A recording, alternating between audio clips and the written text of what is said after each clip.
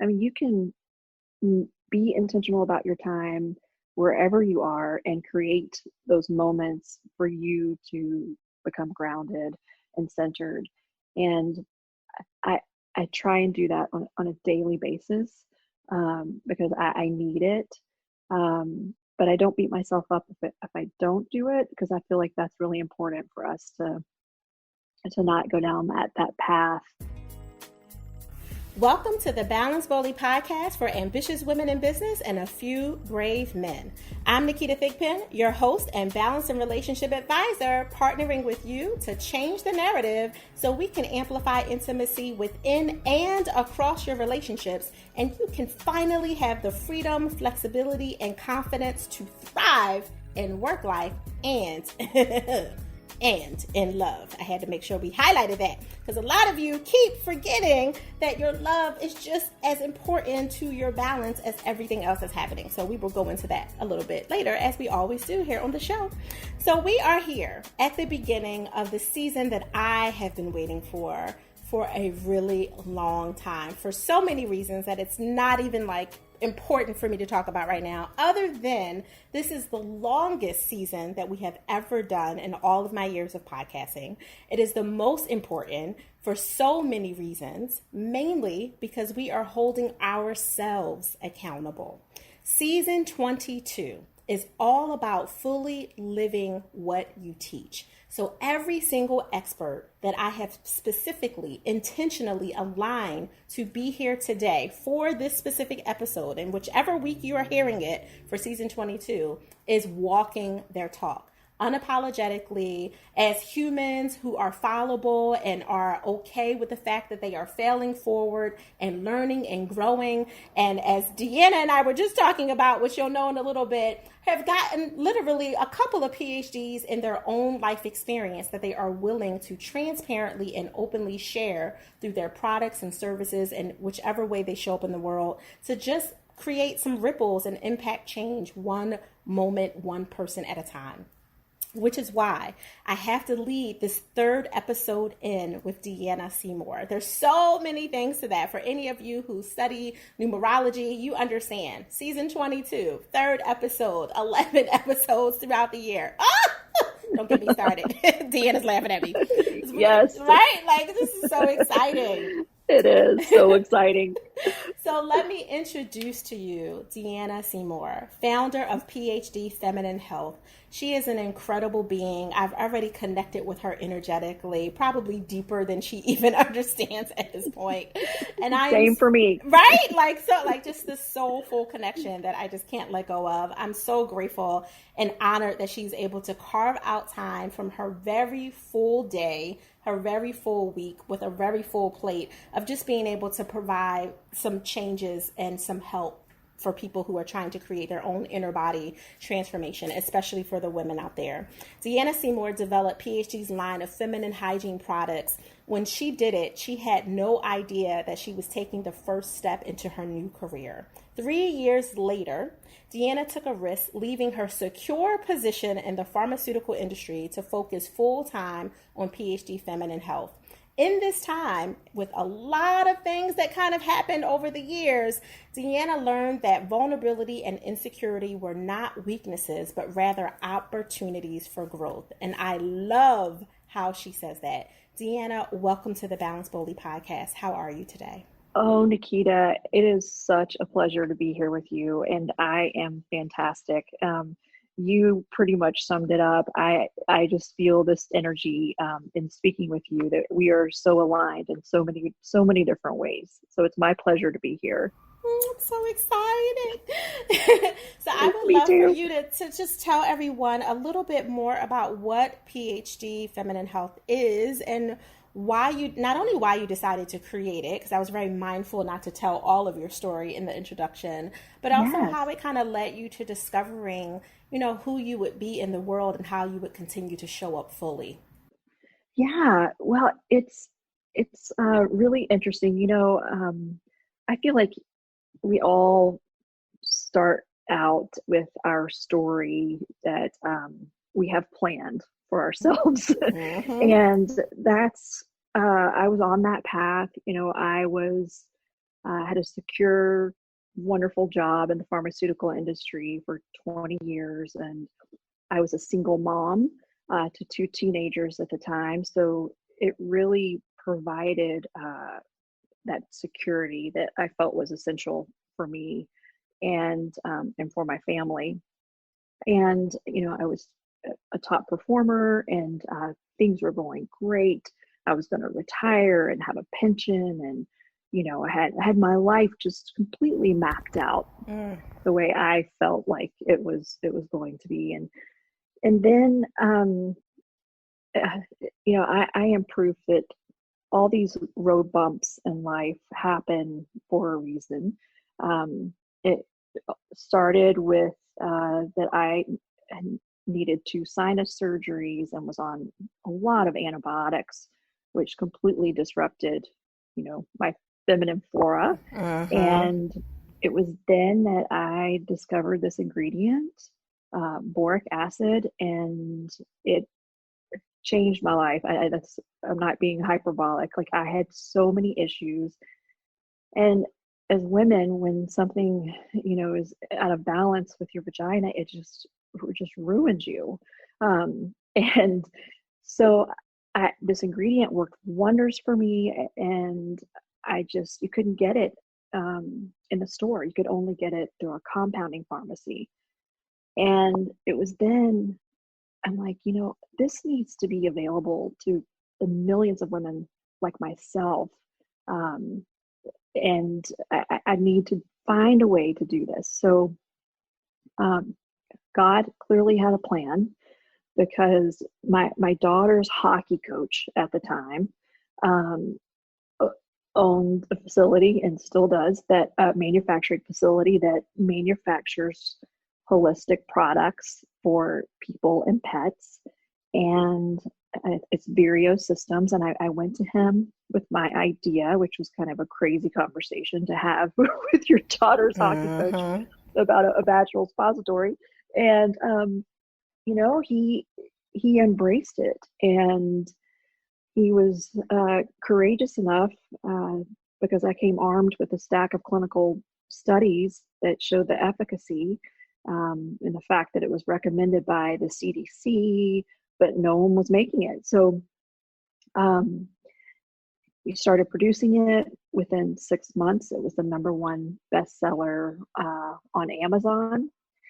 And uh, it was then during that time that uh, some things started happening with my pharmaceutical job. Uh, I was looking back now, so grateful to have been, dealt a supervisor that was a little difficult to work with, and I felt like I couldn't do anything right. And, it was, you know, I'm a top performer. Why is this happening? We just didn't see eye to eye. And I remember uh, after a particular phone call going to sit on my garage steps to so my kids wouldn't see me crying because I was trying to be Mm-hmm. strong. And I'm like literally pleading, like, God, why are you allowing this to happen to me? I'm doing everything, to the best of my ability. I was working harder, in that job than I ever had, and nothing was good enough. And it just like this surge came over me, and I immediately knew why this was happening. He was making me uncomfortable for a reason because I wouldn't have left because I had that security and like I said, I had my life planned out. But Yeah. and he was sometimes I feel like God has to make you uh, really uncomfortable or really experience some low lows to get you to change your course. And that's exactly what happened on those steps that day. And it was then I started planning my exit strategy. PhD was still in its infancy, and but I knew that I had to take that leap of faith, and that was my calling. And when I decided to do that, I had the peace that surpasses all understanding. I knew that no matter what happened, that everything was going to be okay. And it was, it's difficult to describe to people, but when you know you're in your purpose, regardless of the risks, that, I had, my motto is faith over fear. From that day forward, that's how I've lived, is have faith over fear, that if you're living your purpose and you're, you know, in his will, then everything will be okay, regardless of what happens. The worst case scenario for me, okay, what? I'd have to go get another job. Right. So what? Mm-hmm. At least I would have tried, and followed that calling. So that is how I've ended up here. And my mission every day is to work to improve the lives of women. And that's my intentions. That's what I try to do on a daily basis. So I creating these products and trying to remove the stigma associated with vaginal health, and create a conversation, because so many women suffer in silence, Mm-hmm. kind of like I had for so long. And, you talked about vulnerability. What if I had chosen to not, talk about vaginal health or Yeah. the issues that I was having? So many women wouldn't have this product. So I feel like being vulnerable, and we're all human, and my goodness, we all go through so much. And if we don't talk about it and share with each other, we're just we're suffering in silence, or walking that path alone, when we really Absolutely. need someone to hold our hand and prop us up and let us know it's all going to be okay. Yeah, I mean, look at what that bold decision that you did not only did for so many, the rewards that it led to for so many other women who were probably suffering in silence, or maybe they were talking to their doctors about different things, and like you, Yeah. the antibiotics were creating other issues, and just disrupting our flora and throwing our pH balance completely off, because God knows I've definitely dealt with that as a woman. Yes. But then you mentioned, your daughter had to be a part of that conversation, maybe before you were comfortable. Exactly. Exactly. And I will never forget the day that I took my son and daughter and sat them down and told them what I was going to do. They, the looks on their faces will forever be burned into my brain. Yes.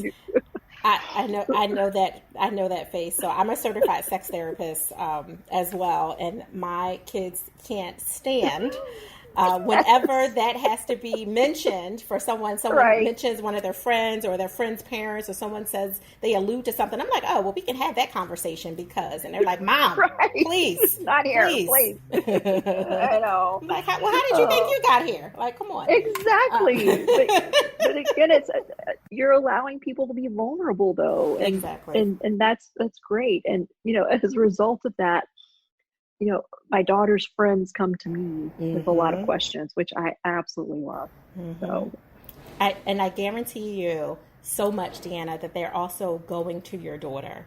yes. I don't know if you've seen that show. I haven't actually had an opportunity to watch it because I'm not a big TV person, but I saw it, the trailer of it, on Netflix, I think.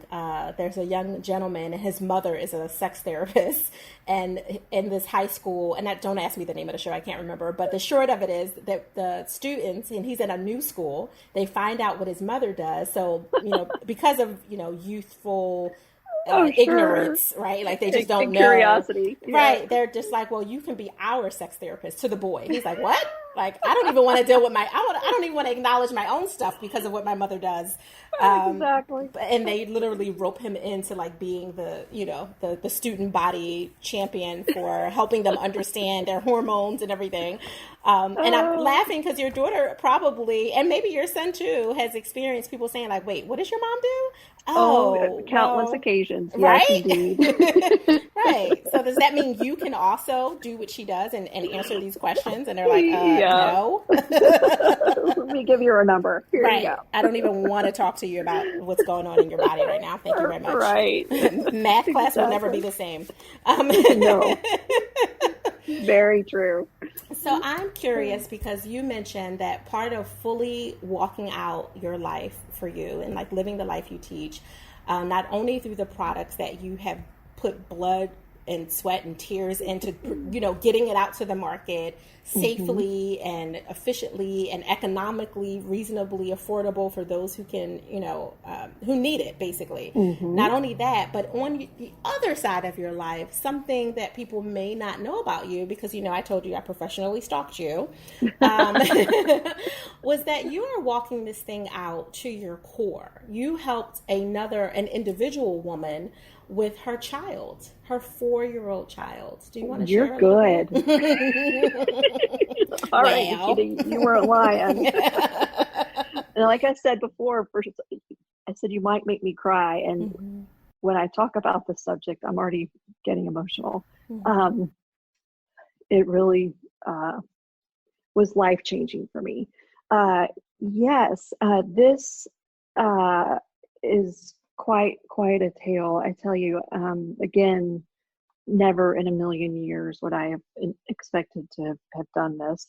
Let me lay a backdrop here.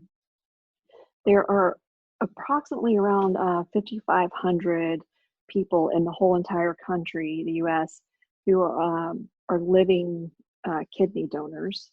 And so if you think about the odds of knowing somebody is pretty small who's been a kidney donor. And when I was in the pharmaceutical industry, I had the whole state of Tennessee, and on one side of the state, a coworker had donated, and on the other side of the state in Knoxville, a customer of mine who I became very close to had donated a kidney, and I got to see them walk this path and just how incredible it was.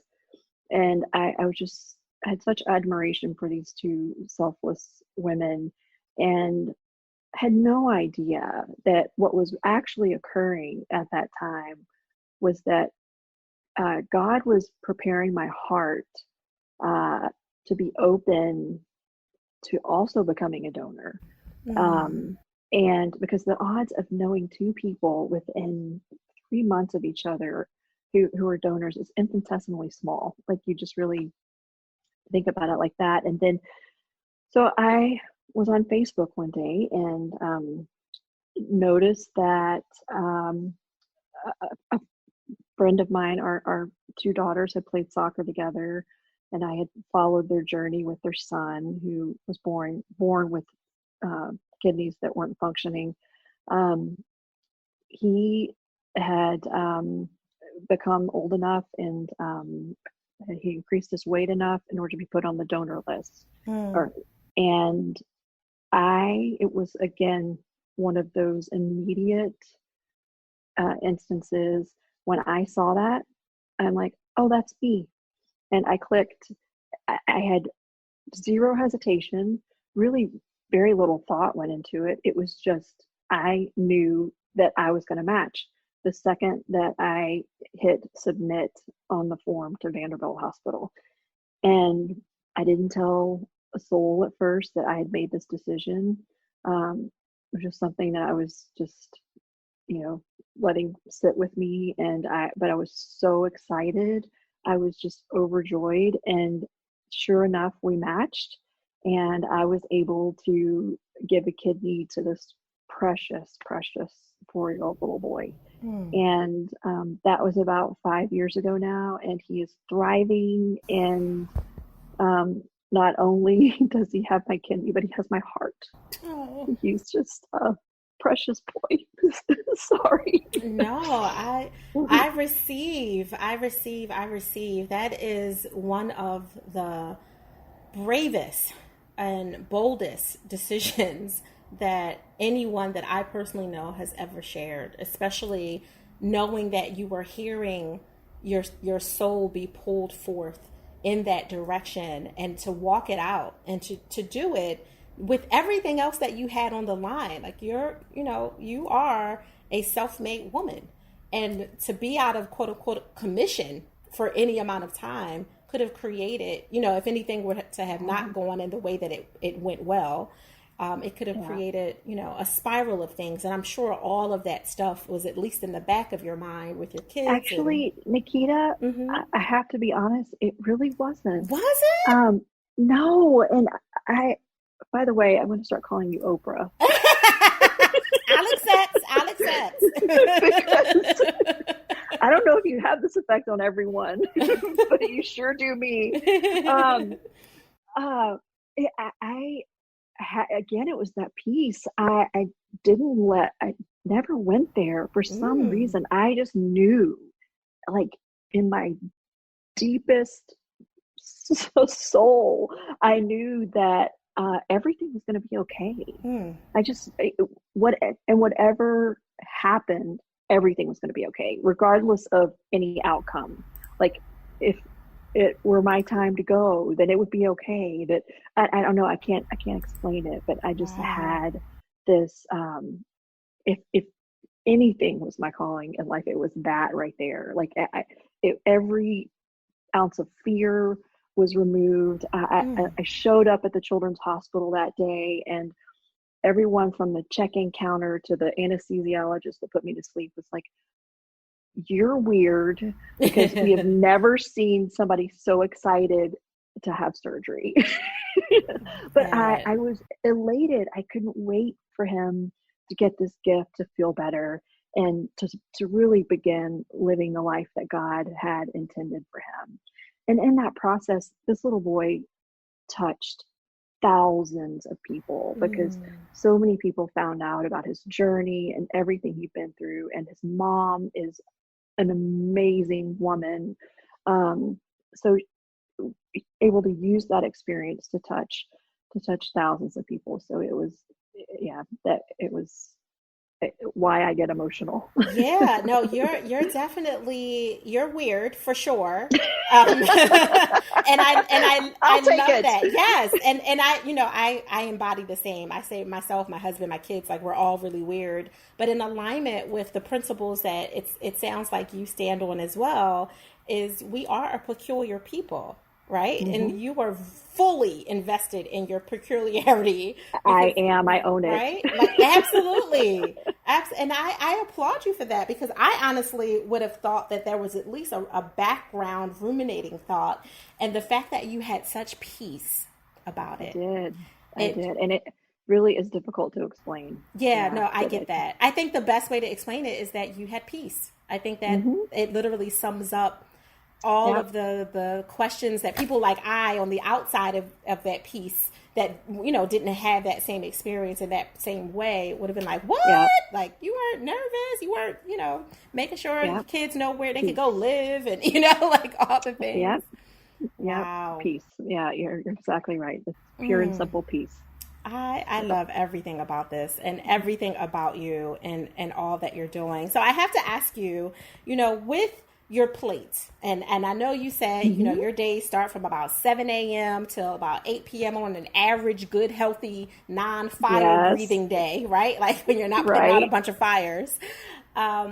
How are you giving yourself permission to pause with such a full schedule?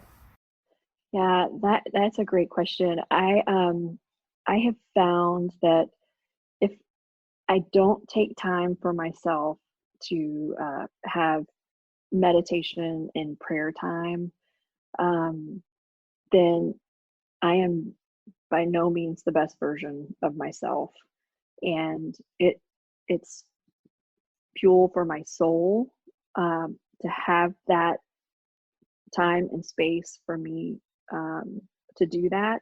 So if you know if for some reason I can't do it in the morning or the evening, then I don't listen to the radio when I drive. I have, and you can. I feel like people uh, put too much of an emphasis on where it has to be or the Mm-hmm. right Mm-hmm. surroundings or everything has to be perfect in order for that to happen. No, I mean you can be intentional about your time wherever you are and create those moments for you to become grounded and centered.